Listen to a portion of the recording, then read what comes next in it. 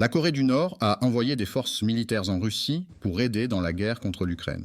C'était l'alarme déclenchée par l'agence de renseignement en Corée du Sud, et si cela est confirmé, cela devrait impliquer un autre État tiers dans la guerre qui a commencé sur le continent européen, intensifiant encore plus les affrontements entre l'Occident et Séoul. L'annonce est bien venue après un avertissement fait par le président ukrainien Volodymyr Zelensky, selon lequel 10 000 soldats de Corée du Nord se préparaient à rejoindre les forces russes. NIS a rapporté que 1500 membres des forces spéciales de Séoul ont été transférés à bord de navires de la marine russe entre le 8 et le 13 octobre. Les soldats nord-coréens déployés en Russie ont reçu des uniformes militaires russes, des armes et de faux documents d'identité, selon l'agence NIS.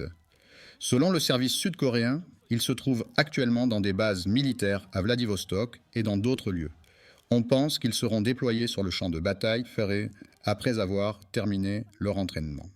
Sur son site internet, NIS a publié des photographies et des images satellites montrant ce que le service de renseignement décrit comme des mouvements de navires de la marine russe près d'un port nord-coréen et des rassemblements suspects de personnes.